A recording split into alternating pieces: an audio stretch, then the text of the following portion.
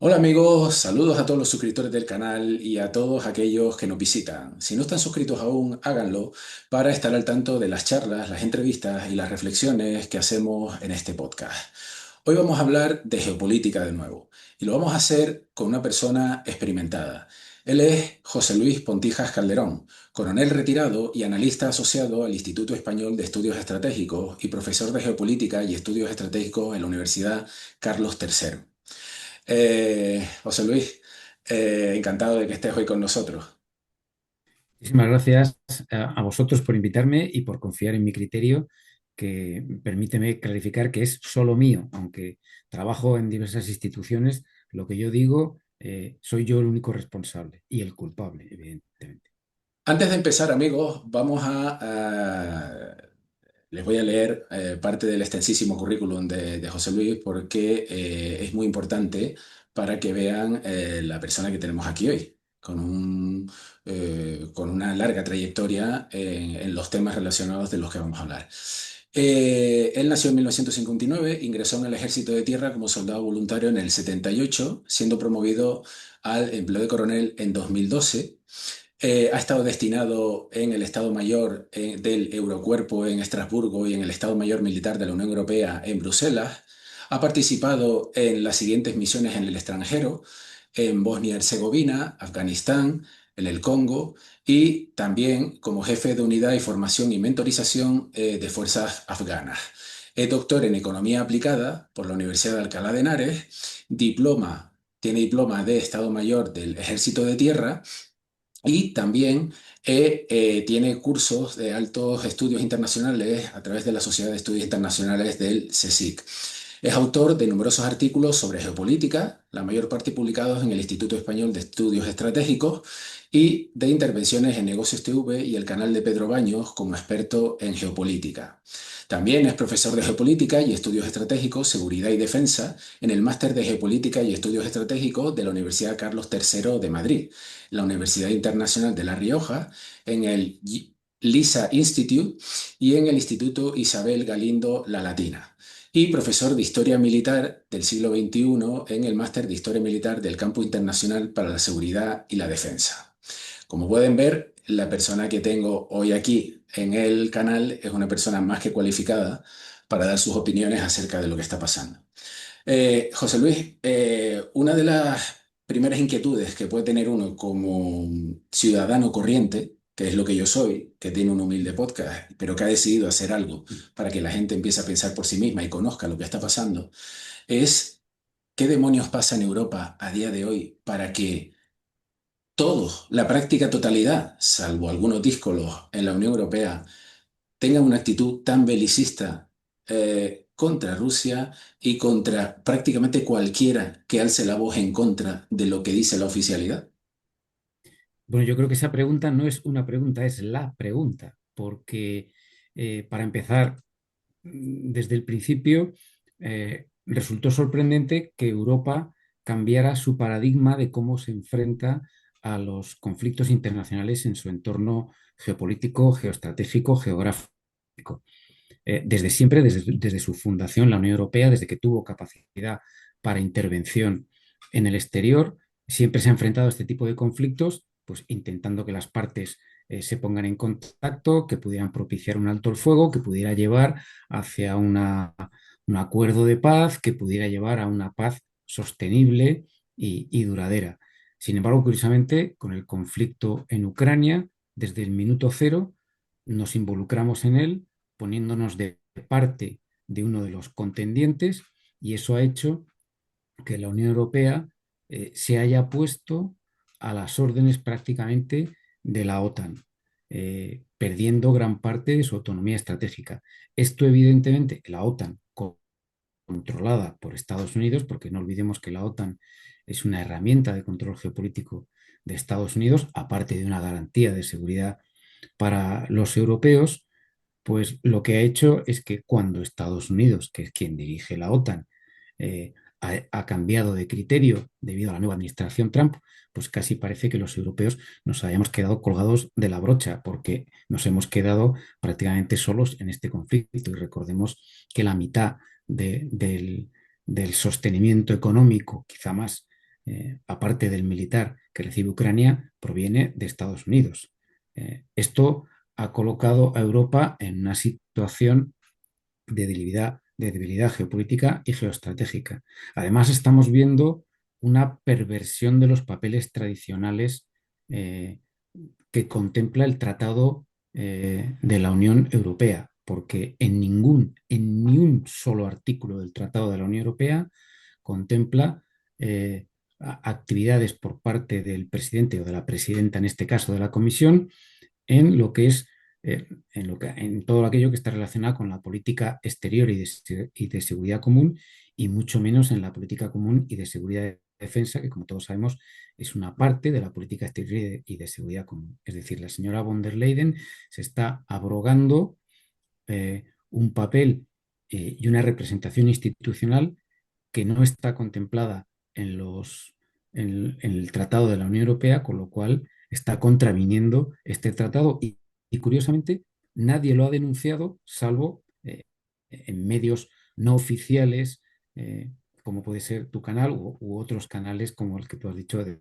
Pedro Baños u otros muchos, pero desde luego no en los medios oficiales y desde luego no se ha entablado un debate político a nivel institucional diciendo que está usted haciendo, señora, con representaciones institucionales y declaraciones diplomáticas que están fuera absolutamente de su campo de actuación legal, administrativo e institucional. Señora von der Además de Leyen, esto, perdón, no, señora von der Leyen, que además tiene casos de corrupción a sus espaldas, pasados y actuales, y que ninguno de dos nosotros ha elegido. efectivamente. Para colmo de males, las figuras representativas de la Unión Europea no son elegidas democráticamente, no se extraen del Parlamento Europeo, sino que son elegidas mediante un chalaneo político-económico entre las potencias europeas. Eh, y así tenemos el caso, como la señora von der Leyen, que no son elegidas democráticamente, con lo cual no hay métodos democráticos para, para cesarlos, puesto que no han sido elegidos democráticamente. En el caso de la señora von der Leyen, eh, recordemos que fue un activo tóxico cuando era ministra de Defensa con la canciller Merkel, que se la quitó de en medio porque estaba relacionada con unos presuntos casos de corrupción precisamente con industrias de defensa, ella y su marido. Así pues, la forma de librarse de ella fue darle una patada hacia adelante y nos la metieron en la Unión Europea. Por si esto fuera poco, durante la crisis del COVID también se le acusa de prevaricación y de contratos favorecidos con industrias farmacéuticas, curiosamente también alemanas, eh, caso que todavía está eh, eh, pendiente de ser juzgado y en el que hay serias dudas sobre su implicación, vamos, serias dudas sobre su corrupción. Eh, eh, Yo Esto te, dibuja un panorama muy poco favorable, desde luego. Pero yendo al inicio de tu pregunta, ¿qué está pasando? A todo esto, esta subordinación de la Unión Europea a además, después de haberse ido Estados Unidos de ese primer arrastre que fue durante la administración Biden, se junta el que ahora mismo tenemos unos líderes en naciones fundamentales europeas, como son Francia, Reino Unido y Alemania, que tienen una base electoral mínima y cuyos ratios de aceptación popular van en claro descenso.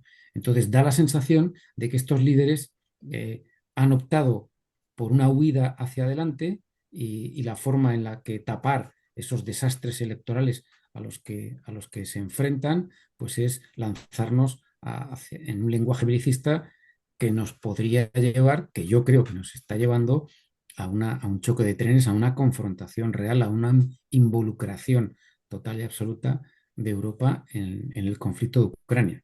Y no olvidemos que el conflicto de Ucrania tiene un horizonte muy peligroso, porque Rusia es una potencia nuclear, es la mayor potencia nuclear del planeta.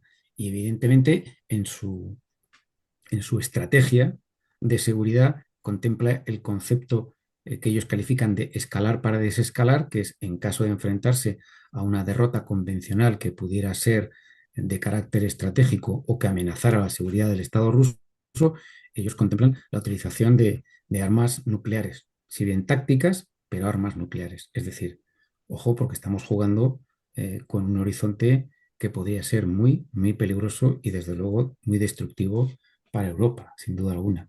Así pues, yo creo que tenemos aquí una, una conjunción de factores que nos están llevando hacia una situación muy complicada. Además, eh, hay un esfuerzo determinado por acallar todas las voces críticas con esta deriva belicista de la Unión Europea, que además, y además, esta deriva belicista tiene contradicciones verdaderamente sorprendentes. Hace apenas unos días, el secretario general de la OTAN, Mark Rutte, decía que Rusia era decenas de veces inferior demográfica, económica y militarmente a la OTAN.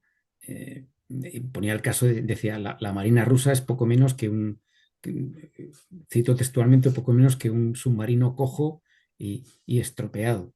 Y bueno, pues si eso es así, ¿por qué esa necesidad de gastarnos ahora el 5% del Producto Interior Bruto en defensa o los famosos 800.000 millones de euros que pretende la Unión Europea que nos gastemos hasta el año 2023?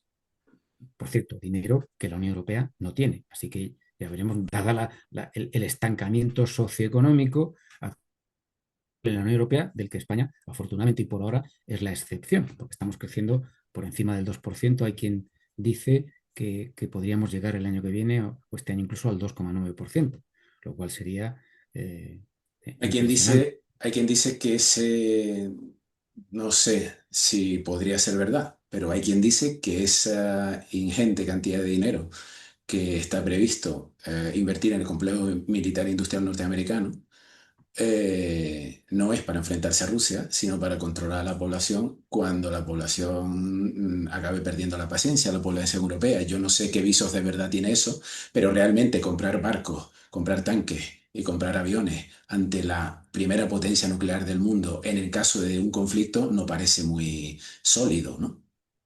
Yo no creo tanto en esa posibilidad de control de la población. Pensemos que hoy en día las redes sociales, estamos en la era de la información, permiten una actividad de la sociedad, digamos, con intereses horizontales, fuera de los intereses de los verticales que podríamos decir que son los de los partidos políticos. La sociedad tiene una capacidad de movilización muy superior a la que tenía hace 15 o 20 años. Aparte que sinceramente yo, como militar que he sido durante 46 años, puedo asegurarte que la inmensa mayoría de los países democráticos, si a los militares se les ordena controlar a su población en caso de manifestación o tal, el 99% se negarían en redondo. O sea que yo creo que ahí aquellos que intentaran utilizar ese tipo de opciones se encontrarían con una respuesta clarísima por parte de las instituciones militares. Desde luego, en el caso de España, con absoluta seguridad y posiblemente en Francia, Alemania, Italia, en fin, Portugal, los países que conocemos. Yo creo, sin embargo, que es más un intento desesperado por reactivar la economía a base de relanzar la industria militar. De esa forma, dirigiendo masivamente fondos a la industria militar, que la industria militar tiene una parte importante que es de doble uso y que también arrastra otros sectores de la industria. Quizá fuese eso un intento desesperado. Es mi lectura, porque desde luego, fuera de esta lectura, tiene muy poca lógica todo esto que están intentando, porque como hemos visto además, desde el punto de vista militar, desde el punto de vista económico, desde el punto de vista demográfico, fuera del ámbito de las armas nucleares, Rusia no es enemigo para Europa. No tenemos más que verlo. Ahora mismo Rusia, para avanzar unos kilómetros en Ucrania, lleva cuatro años de guerra con una cantidad de bajas enormes y con un esfuerzo tremendo. Y esto es Ucrania, que era un país débil, corrupto, y que se estaba vaciando de ciudadanos antes de empezar la guerra. Pensemos que Ucrania, antes de empezar la guerra, había perdido algo así como un 10% de su población. Ahora esto ha adquirido tintes dramáticos. Digo, el Pero futuro demográfico. ha querido Rusia realmente avanzar, porque a los 2 meses de comenzar la guerra, en su momento, no tenía pretensión territorial ninguna. Es verdad que ha ido avanzando. Ya se parece ser que hay noticias de que Boris Johnson recibió dinero para boicotear esa paz de abril de 2022, si no recuerdo mal. 1 millón de dólares. Sí. Sí, Eso correcto. dicen las fuentes. Claro, fuentes británicas además, o sea, no estamos hablando Fuentes británicas. de fuentes rusas. Entonces, claro, oiga, ¿realmente Rusia no ha podido o no ha querido? Es decir, evidentemente parece ser que con los misiles estos hipersónicos y una serie de armas de última generación, yo es que creo que a nadie le interesa el conflicto global, pero si es por poderío, yo creo que Europa es la que no está al nivel. A ver, yo creo que aquí hay que distinguir eh, la Unión Europea de la OTAN. La Unión Claro, si es con Europea la OTAN ya es con Estados Unidos, claro. no tiene una herramienta militar. E incluso la OTAN sin Estados Unidos se vería evidentemente muy disminuida porque Estados Unidos es, no sé, el 60, el 70% de la OTAN, si queremos, o vamos a poner el 50%, pero la OTAN proporciona una serie de estructuras militares que permiten el planeamiento y la conducción de operaciones desde el nivel estratégico militar hasta el nivel táctico, ¿no? Y esto permitiría a los diferentes aliados de la OTAN, que no olvidemos que son prácticamente, que son 23 eh, los miembros de la OTAN, que a su vez son miembros de la Unión Europea, poner sobre el terreno una cantidad de fuerzas militares que están relativamente cohesionadas con una doctrina relativamente común en la OTAN y que serían capaces de actuar. Y esto, evidentemente, multiplicaría lo que ahora mismo está haciendo Ucrania. Quiero decir que las dificultades con las que se encontraría Rusia en el caso de que intentara atacar Europa, que jamás ha hecho una sola declaración, no se sabe ni un solo plan estratégico, operacional o táctico ruso que contemple un ataque a cualquier país europeo, mientras que en el caso de Ucrania estuvieron advirtiendo durante años hasta que decidieron soltar el mazazo. Lo que decir es que desde el punto de vista militar, yo no creo que desde el punto de vista militar convencional, es decir, quitando el dominio de las armas nucleares, Rusia no es una amenaza para la OTAN, para la Unión Europea, para Europa en general. Eso no quiere decir que no pudiera estar tentado Rusia de invadir uno de estos países que hay analistas que llaman los chihuahuas bálticos, ¿no? Estonia y Letonia fundamentalmente. ¿Pero por qué digo esto?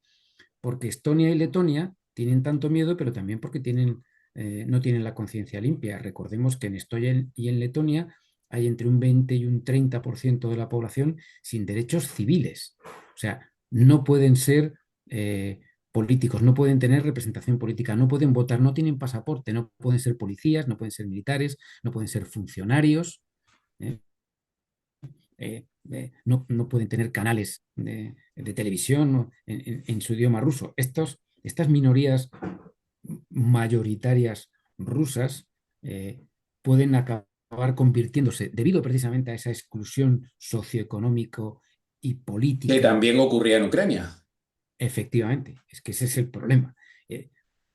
Estas minorías pudieran convertirse en esa quinta columna que tanto temen, pero si Rusia actúa en esos países sería precisamente para defender los derechos de estas minorías. Recordemos, aunque por decir este tipo de cosas te acusan de ser prorruso, que la guerra civil en el Donbass ocurrió porque la represión por parte de las autoridades ucranianas empezó a ser brutal tras el golpe de Estado del Maidan, que no olvidemos que fue un golpe de Estado, curiosamente, contra un gobierno elegido democráticamente y que la Unión Europea y el bloque occidental en general aplaudieron con entusiasmo, lo cual eh, nos indica que aplicamos un doble rasero cuando nos interesa o que había unos intereses previos para, para dificultar digamos, ese posicionamiento ruso que había sobre Ucrania. Ucrania tú lo sabes perfectamente, era un país, o ha sido siempre,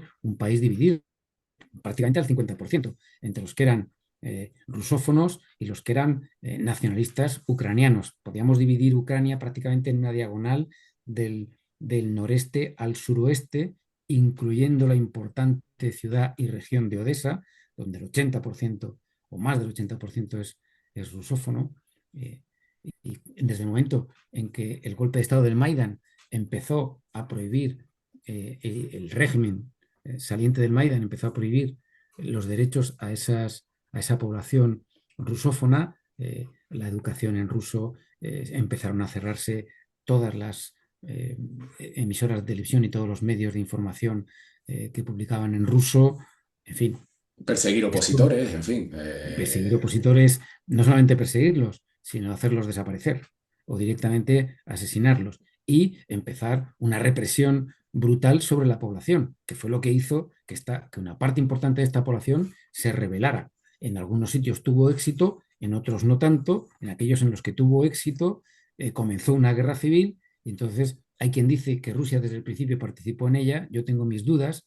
Yo creo que Rusia empezó a participar en ella cuando vio lo que estaba empezando a pasar. No olvidemos que la estrategia de seguridad rusa, una de las cosas que contempla es la defensa de, de los rusos fuera del Estado, fuera de la Federación Rusa. O sea que esto desde hace años formaba parte de la doctrina de seguridad rusa. En fin, esto es un debate muy interesante, pero sería muy largo, pero los hechos son esos.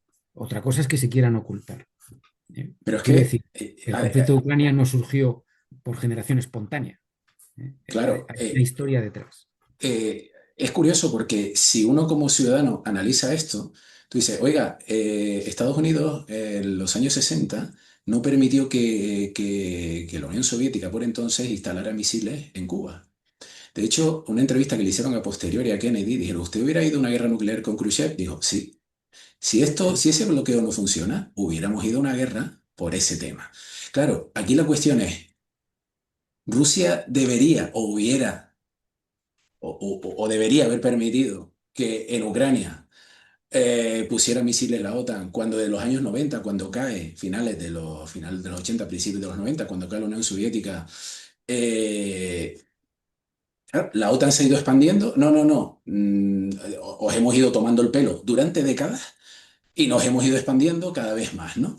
Claro, yo aquí veo como persona que lee, ¿vale? Que se informa, que trata bueno, de ver las cosas un poco, el mundo como es un doble rasero bestial lo que estamos aplicando aquí en lo que llamamos Occidente, porque, oiga, si lo hace Estados Unidos, en el sentido de, oiga, de aquí usted no pasa, o sea, aquí misiles, instalaciones de la Unión Soviética por entonces no, pero Rusia, la actual Rusia, que no la Unión Soviética, la actual Rusia tenía que tragarse que en un momento determinado, pues que si Ucrania tiene que entrar a la OTAN, pues que entre en la OTAN, porque Rusia no tenía problemas con que entrara, y creo que sigue sin tenerlos, con que entre en la Unión Europea.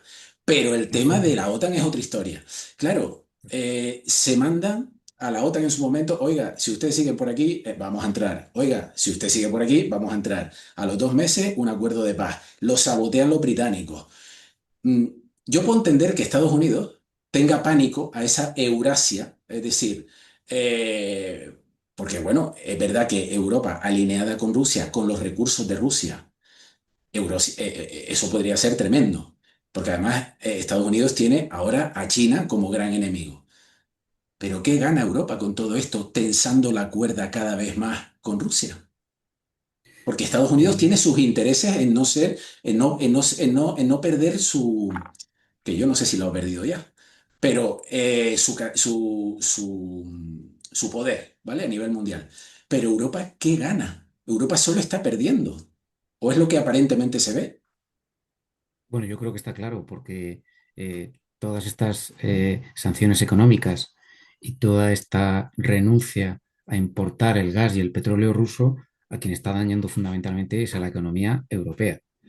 Lo cual es sorprendente porque si te das cuenta, Europa, el relato que se utilizó para justificar esa desconexión del gas y del petróleo ruso fue, eh, como es posible que en un momento nos lo corten, vamos a cortarnos nosotros directamente de él. Cuando dices, bueno, por si me echan de esta casa, me voy ahora y me quedo a la intemperie. Y bueno, pues ya no hace falta que te echen, te has echado tú solo. Aquí hay varias cosas. Rusia intervino en Ucrania no en cualquier momento. Intervino en febrero del 2022 porque en enero del 2022 Ucrania cambió la constitución renunciando a su neutralidad, que venía así impuesta por los acuerdos de Minsk, y renunció a seguir siendo un país no nuclear. Es decir, Ucrania de un solo golpe, con la presidencia de Zelensky, dijo, ya no soy un país neutral, quiero ingresar en la OTAN y además me salgo de este acuerdo de Minsk que dice que no puedo desplegar y que no puedo poseer armas nucleares, con lo cual inmediatamente se convirtieron en una amenaza para Rusia, como tú bien has dicho, con el ejemplo que yo creo que es muy apropiado, el de Cuba. Pero esto es importante recordarlo, porque si Ucrania se hubiera conformado con ingresar en la Unión Europea y mantener un estatuto neutral, como en su momento ha sido durante 40 y tantos años Finlandia, yo creo que Rusia, sinceramente, no hubiera actuado como actuó, porque la amenaza no es como algunos analistas y think tanks pretenden, que Ucrania se introduzca en el bloque occidental, ¿no? Podía estar perfectamente en el bloque occidental a través de la Unión Europea y eso no sería una amenaza para Rusia. El problema es que para Rusia es que Ucrania deje de ser neutral y que encima tenga la capacidad de desplegar armas nucleares. Eso inmediatamente encendió todas las luces rojas y lanzó la invasión por parte de Rusia. Otra cosa es la legalidad o ilegalidad de esta invasión militar. Me parece bien. Por otro lado, pero eso es un debate que sería interesante hacer. Eh, por otro lado, has mencionado el doble rasero. Fíjate tú si queda claro el doble rasero, que en un principio se hablaba de la cantidad de víctimas civiles que se estaban produciendo por parte rusa en los combates. Evidentemente, pues se producen en ciudades, etcétera, las atrocidades cometidas en Bucha, en fin, todo esto. Y ese debate desapareció, se evaporó instantáneamente en el momento en que comenzó la guerra de Gaza por parte de Israel, donde las víctimas civiles, comparadas con las víctimas civiles en Ucrania, se han multiplicado por 5 en muchísimo menos tiempo. Quiero decir que las víctimas civiles, después de todos los combates que ha habido en ciudades que han quedado prácticamente arrasadas en Ucrania, las víctimas civiles creo que ahora mismo rondan las 12.000, mientras que las víctimas civiles que se han producido en Gaza en apenas un año y medio rondaban las 70.000.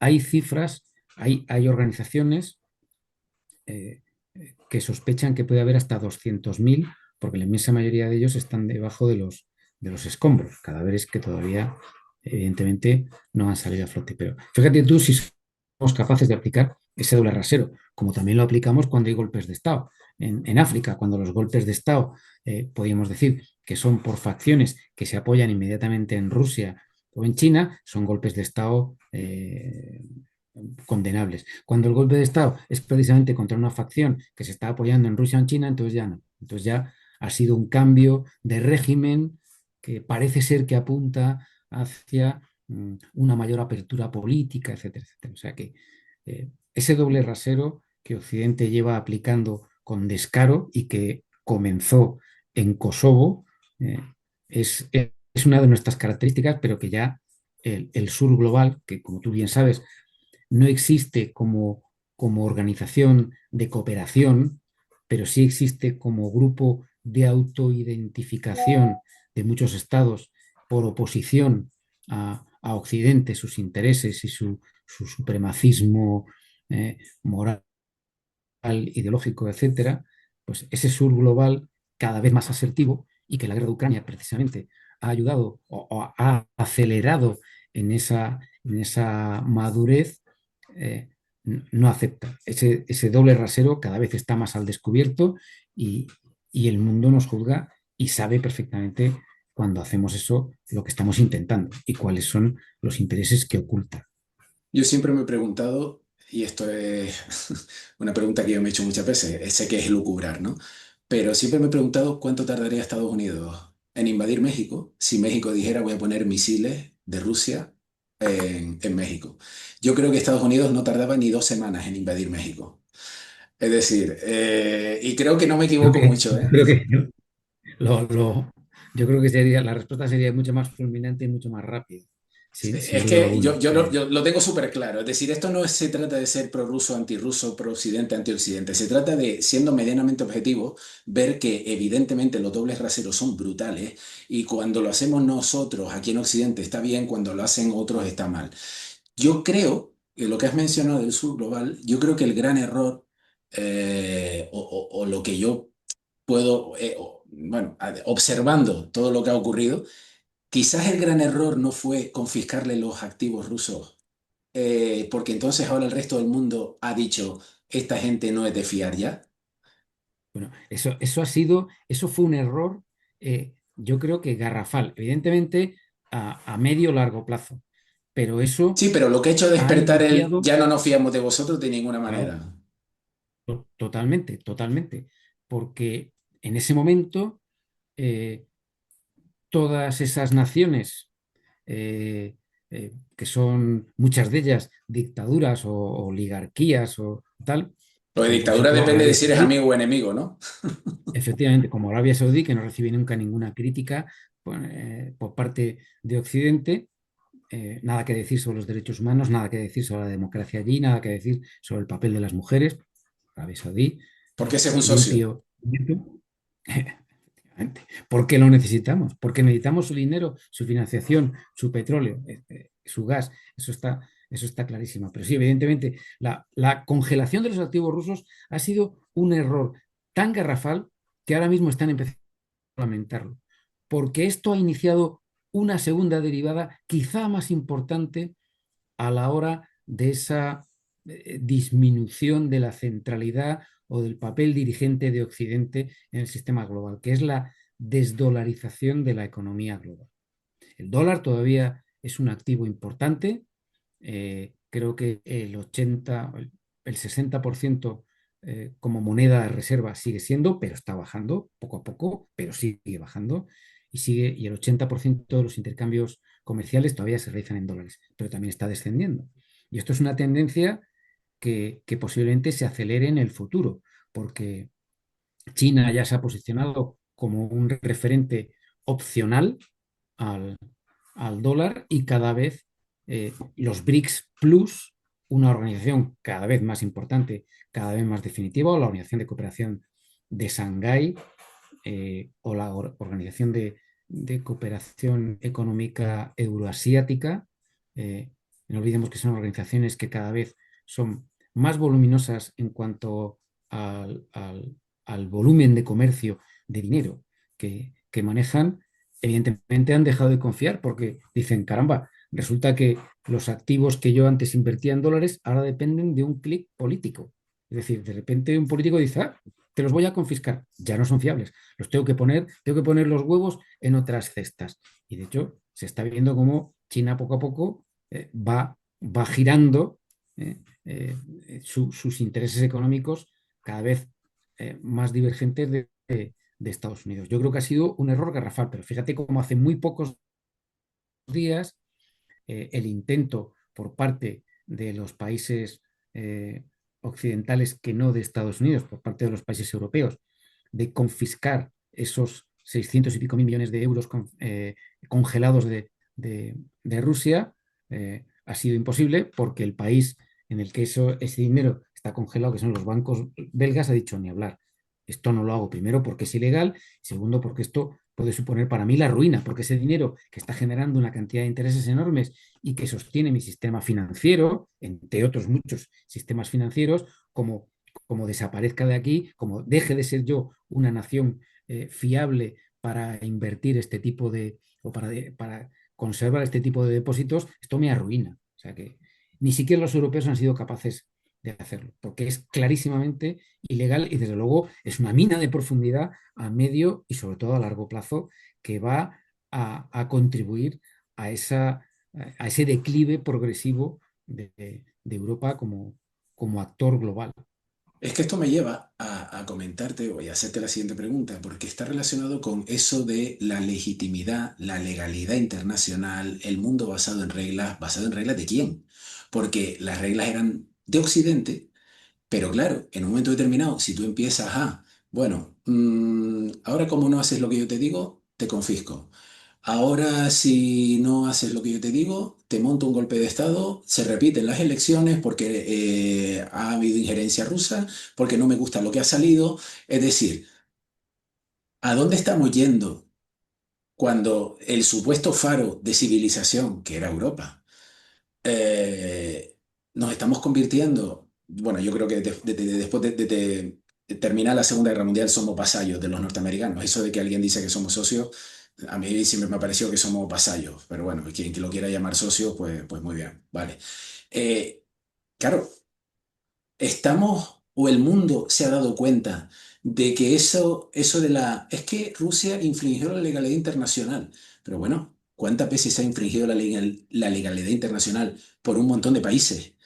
Y ahora concretamente se monta el pollo con el tema Rusia. Porque claro, esto no es nuevo. Las invasiones, los golpes de Estado, colocar regímenes, quitar regímenes, esto ha sido una constante durante el siglo XX. Sí.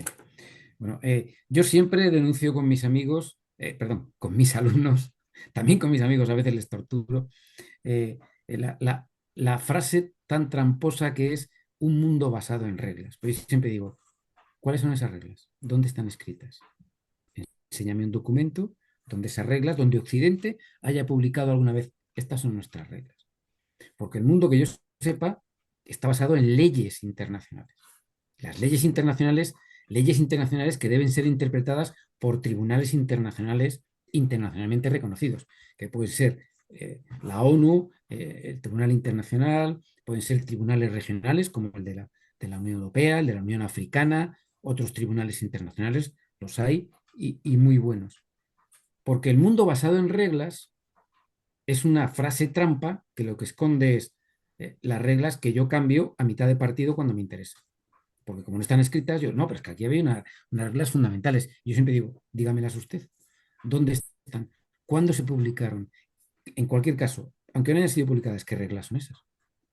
Porque yo lo que conozco son leyes internacionales. La Carta de Naciones Unidas, que es la fundamental, que da cobertura, podríamos decir, y que es la base sobre la que se han ido construyendo básicamente todas las demás, aquellas que no estaban antes, porque recordemos que el derecho internacional humanitario y el derecho internacional sobre los derechos humanos, pues estos han ido evolucionando, pero el derecho internacional humanitario, las leyes de las convenciones de Ginebra y La Haya, existían antes que las cartas de la ONU. Esas son las leyes a las que, eh, a las que yo entiendo que los estados se deben aplicar. Pero esas reglas, ¿las reglas de quién? De Occidente.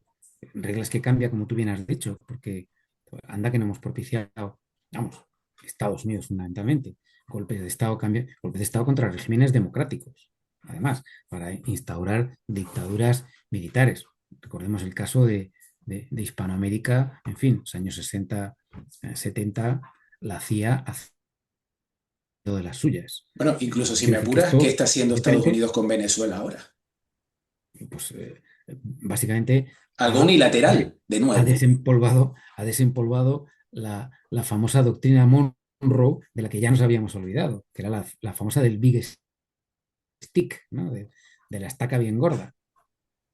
Estados Unidos, cuando le interesa, se salta las leyes internacionales a la torera, como decimos en España, y a partir de ahí el fuerte hace lo que quiere y el débil hace lo que puede para sobrevivir.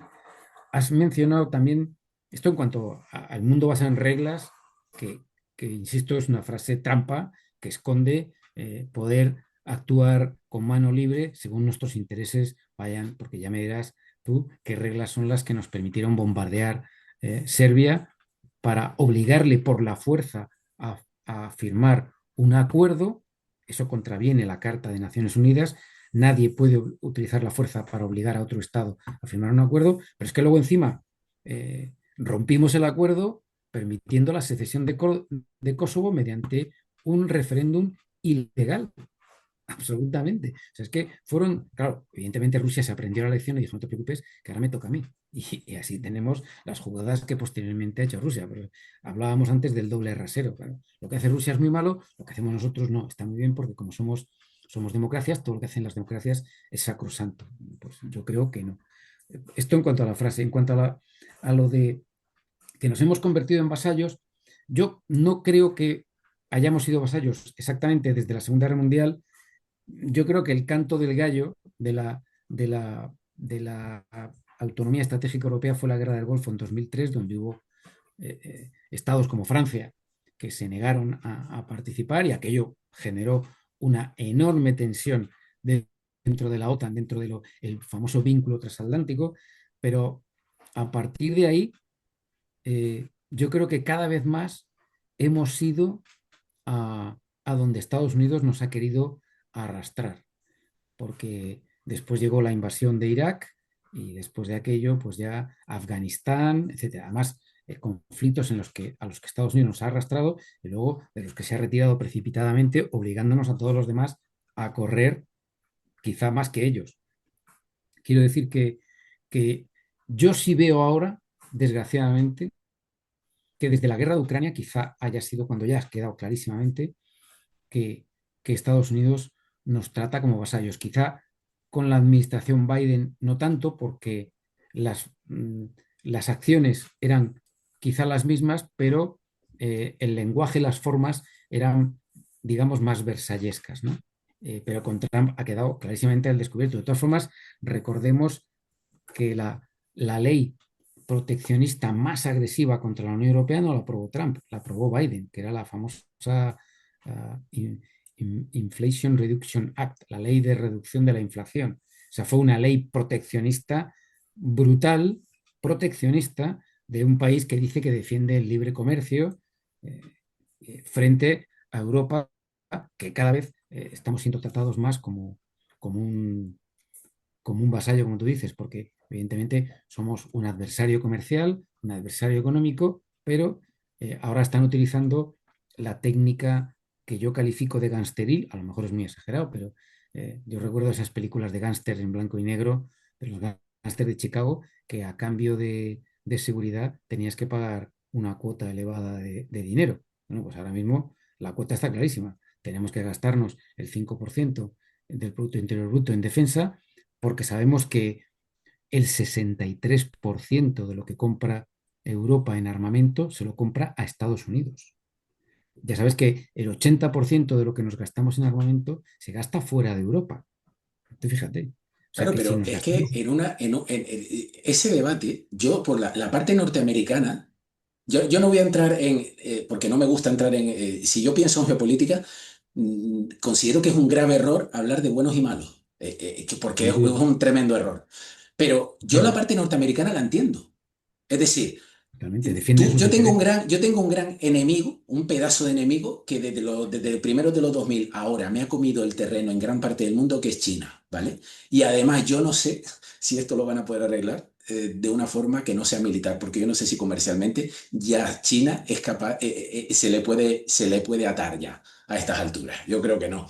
Bueno, Pero, la prueba de fuego la tienes en que desde el momento en que China ha decidido restringir las exportaciones de minerales críticos, de tierras raras, a Estados Unidos y a otros para que no puedan fabricar armamento libremente, Estados Unidos ha dicho tocado y ha bajado el lenguaje con el que se refiere a China y con el que negocia con China. Esto significa de facto que Estados Unidos acaba de reconocer a China como, una igual. potencia a la par.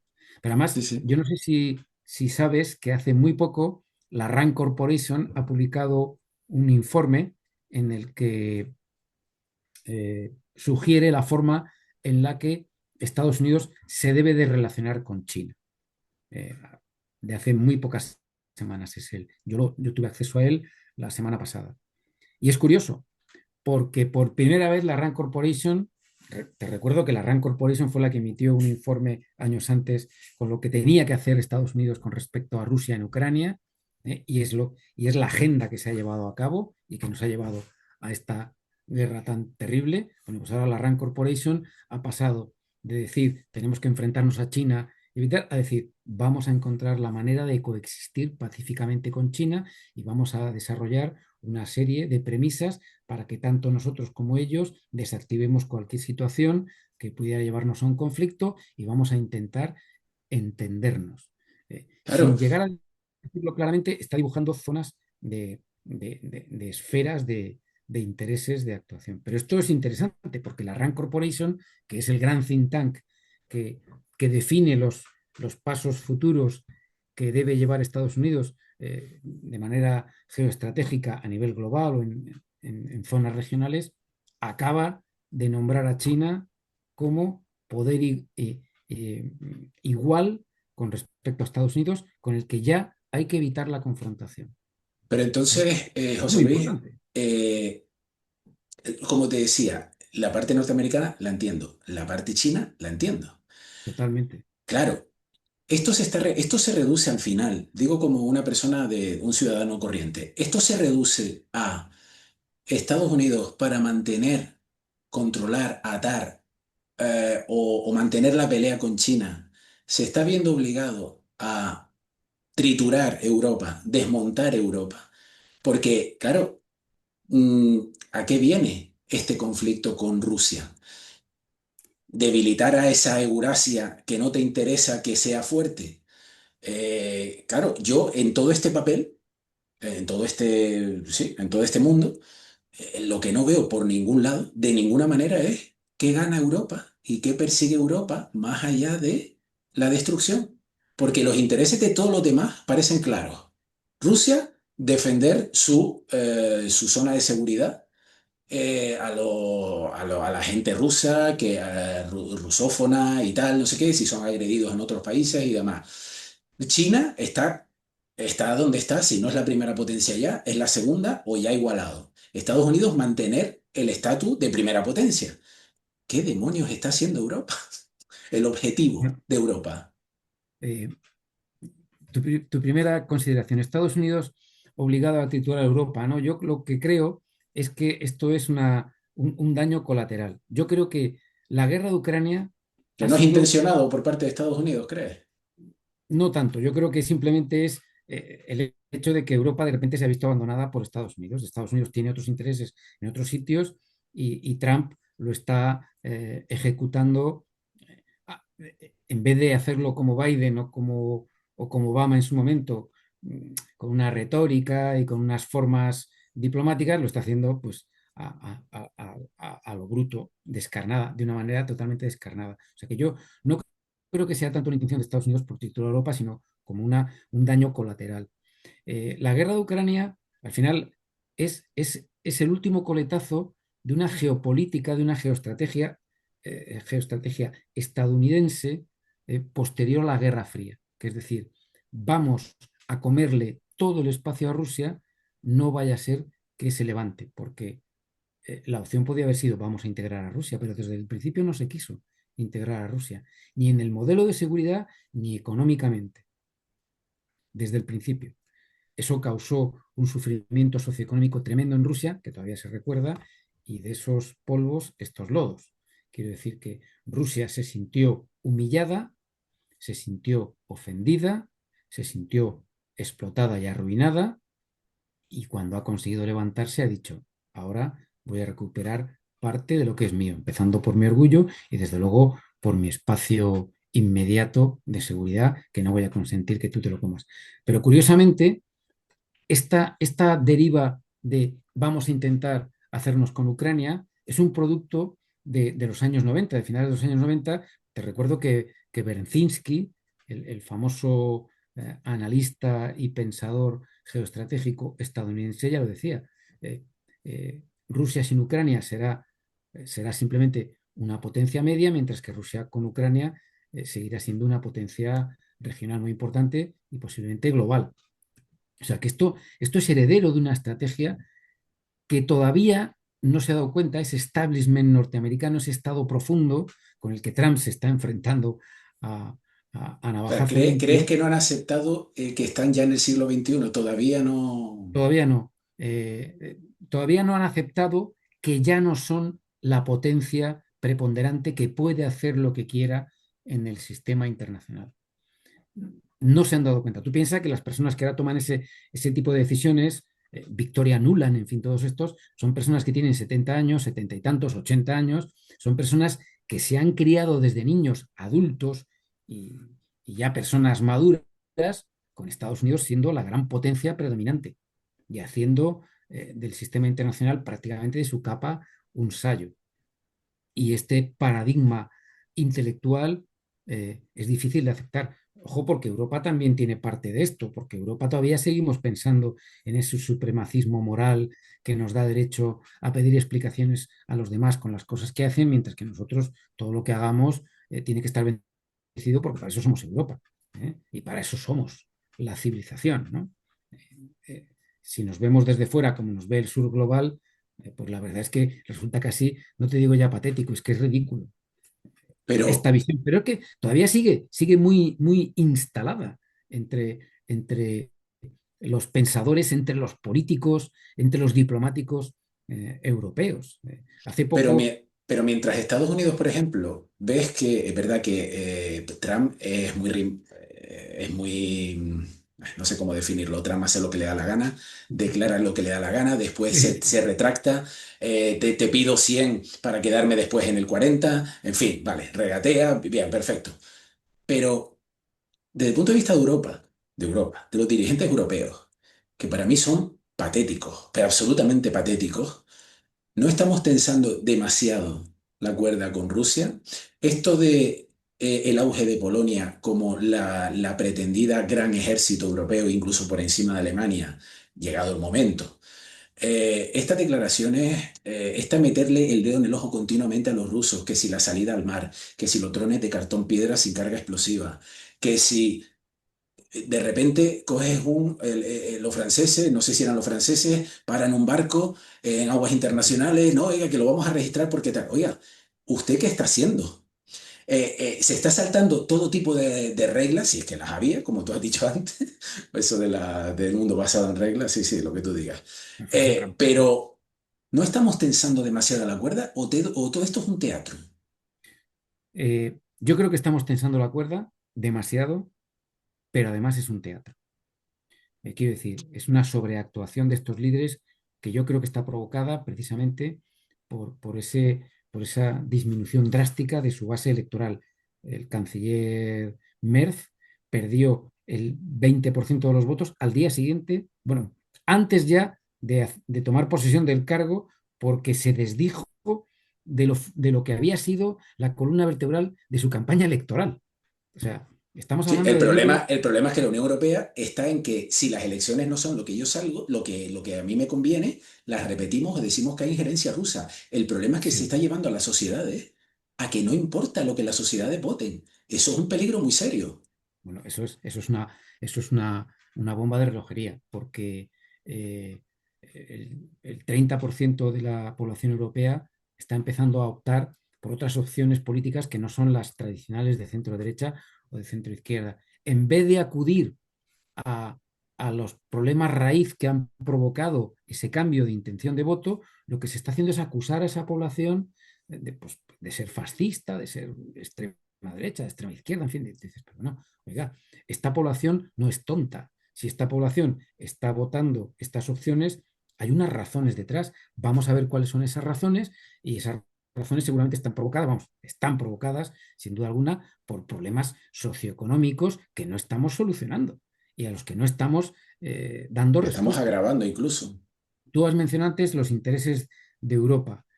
¿Cuáles son los intereses de Europa? Pues que es que esto es lo que no podemos explicar. Pero vamos a ver, ¿cómo podemos estar llevando esta política suicida que está perjudicando clarísimamente los intereses de Europa, que está haciendo que esa deriva de voto, que ese cambio paradigmático en las intenciones políticas de la población europea se esté produciendo?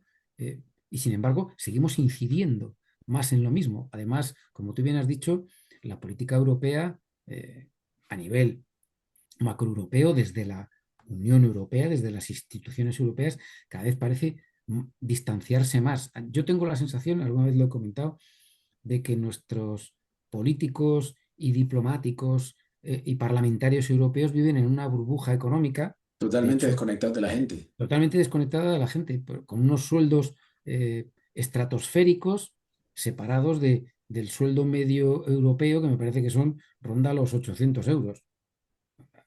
Hay países donde, como Bulgaria o Rumanía, que tienen un salario mínimo interprofesional que yo no sé si llega a los 300 euros. Las cifras no las tengo aquí, pero vamos. Quiero decirte que esos europeos que pueden permitirse el lujo de gastarse 50.000 euros en un vehículo eléctrico porque se lo pueden pagar, porque tienen esos sueldos estratosféricos, no se dan cuenta que una persona que está ganando 800 euros al mes y que malvive con ese sueldo, no se puede permitir una prohibición absoluta de utilizar vehículos de combustión. Y como esto, pues lo que está ocurriendo con la agricultura, hablas yo tengo algún amigo que es agricultor y Sí, bueno, aquí en el canal hemos las cosas. entrevistado asociaciones que defienden todo esto que se está haciendo con el sector primario, que es una vergüenza absoluta. Dice, pero ¿qué está pasando aquí? Es que da la sensación de que se De que es está deliberado. legislando en contra de los intereses claros de amplios sectores de la población europea. Eh, pero esto parece que no les llega. Hace poco, vamos, hace unos meses, se entabló el debate de que la Unión Europea había sobredimensionado la legislación, que había demasiadas normas que entorpecían el comercio y la industria, en fin, el desarrollo económico europeo. De hecho, hay un análisis que dice que esta sobredimensión administrativa, regulatoria, perjudica en un 20% el Producto Interior Bruto Europeo. Un 20%. Esto no lo digo yo, lo dice el señor Draghi. Informe que rápidamente metieron en un cajón, que de vez en cuando sacan para tomar un par de frases sueltas, sacadas de contexto, pero el informe como tal, bueno, muy bien. Si hace unos meses se admitía por parte de la Administración Europea, porque además lo decía la señora von der Leyen, decía, pues parece ser que hemos regulado de más, bueno, pues empiecen ustedes a desregular, pues no. ¿Ha habido algún efecto contrario? ¿Han empezado ustedes a desregular? No. Entonces, si dicen ustedes que han regulado de más, ¿por qué no comienzan ahora a desmontar parte de ese entramado regulatorio que tanto está perjudicando el comercio interior, el desarrollo interior y el Producto Interior Bruto Europeo? El 20%. Yo tengo ejemplos de... Yo he tenido gente aquí que a la pregunta esta de qué está haciendo Europa, es verdad que nadie de los que ha hablado conmigo aquí en geopolítica lo sabe contestar porque yo creo que es inexplicable ahora mismo con Es que, conceptos lógicos. Pero es que hay gente que me ha dicho, mira, Alexis, yo, sinceramente, si no es por el mantenimiento del poder, pero claro, mi pregunta entonces es, ¿te vas a mantener en el poder de un erial? Es decir, te vas a cargar Europa, tú vas a seguir en el poder, en tu sillón, ¿vale? Lo que quieras. Pero ¿de qué Europa vas a ser gobernante? Es que no se entiende. Yo, como no te totalmente. quiero quitar mucho más tiempo, José Luis, porque habíamos pactado un tiempo determinado, aunque me gustaría seguir hablando contigo, que volvieras al canal, sí que me gustaría preguntarte por el este de Europa. Porque a pesar de los esfuerzos de los medios de comunicación, los españoles seguro, porque no se sepa, en el este de Europa sí que está habiendo movimientos sociales por soberanistas, ¿vale? Por decir, oiga, lo que la está haciendo la Unión Europea va en contra de nuestros intereses. Por Bueno, supuesto, ultraderecha, bla, bla, bla, bla, bla. Pero que se están movilizando más ellos que nosotros. ¿Qué pasa en la Europa occidental? Que parecemos que lo tragamos todo y aceptamos todo lo que nos viene.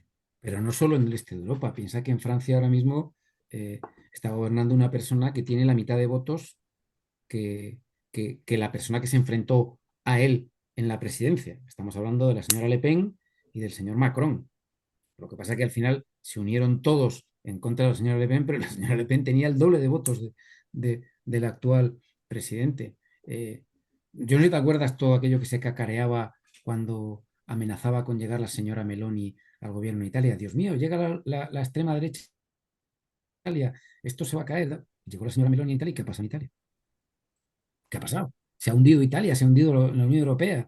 No sé, la sociedad italiana ha implosionado. Hemos visto desfilar a las hordas fascistas por las ruinas de Roma del Imperio Romano en Roma capital. No. O sea que yo creo que aquí hay un discurso que se está defendiendo a ultranza, heredero de esa sociedad de bonanza sobre la que se crió la Unión Europea en los años 90, que en la primera década del 2000 se ha encontrado con con que hace mucho frío, con que ese discurso no sirve para lo que está ocurriendo hoy en día, pero que no quieren cambiar de él, entre otras cosas porque si cambian de discurso tienen que cambiar las personas que lo defendían y evidentemente con esos sueldos y con esas poltronas de las que disfrutan, estarán dispuestas a defenderlo a capa y espada, como dice aquí el decálogo de la unidad de la Legión Española, con fiera decisión hasta llegar a la bayoneta. Quiere decir que están defendiendo una posición de poder y de ventaja que les produce unas ventajas y unos beneficios económicos enormes a un espectro de la sociedad cada vez más reducido frente a un espectro de la sociedad creciente que empieza a darse cuenta de que sus intereses no solamente no están siendo defendidos, sino que además están siendo perjudicados por esta élite política europea que parece vivir totalmente separada de las realidades socioeconómicas del resto de los ciudadanos.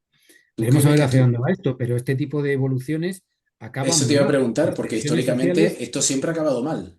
claro, porque o las tensiones sociales o se les da salida o se convierten en una olla a presión que acaba eh, explotando y ya sabemos lo que pasó en los años 30 precisamente por una crisis económica terrible.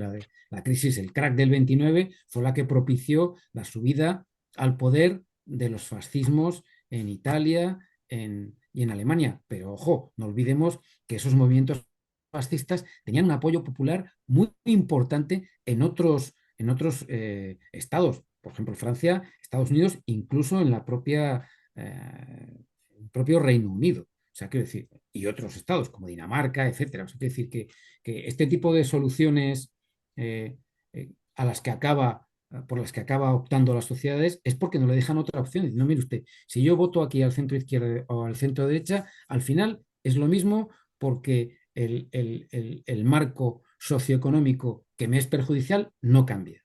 Cambia el discurso, cambia un poquito no sé qué, pero aquí las condiciones socioeconómicas siguen siendo las mismas y a mí se me sigue perjudicando, etcétera. Con lo cual, busco a alguien que diga algo diferente. Ese es el problema. O sea, Claro, pero antiguamente no existía el plus que hay ahora, que es, antes votábamos a gente más o menos radical, bien, porque evidentemente en lo que es la socialdemocracia, que por ejemplo aquí en España podría ser los partidos clásicos, ¿vale? Pero, ¿cuál es el problema? Que ahora, la Unión Europea ha cogido como costumbre, pues si a mí no me interesa lo que tú votas, pues entonces directamente se repiten las elecciones. Ah, que no, se repiten las elecciones. Ah, que no, pues se mete en la cárcel o se le cuelga cualquier historia a cualquier candidato y tal. Claro, ese plus de indignación, yo creo que es lo que realmente va a ser clave. Pero bueno, José Luis, espero tenerte de nuevo en el canal y bueno, darte las gracias una vez más por haber estado aquí con nosotros hoy. bueno, muchas gracias a ti por tu confianza y por confiar en mi criterio, que vuelvo a repetir, es mío, personal y no represento a nadie más. Pues muy bien, José Luis, muchas gracias. Espero que haya sido entretenido para tus oyentes. Un abrazo, un saludo cordial.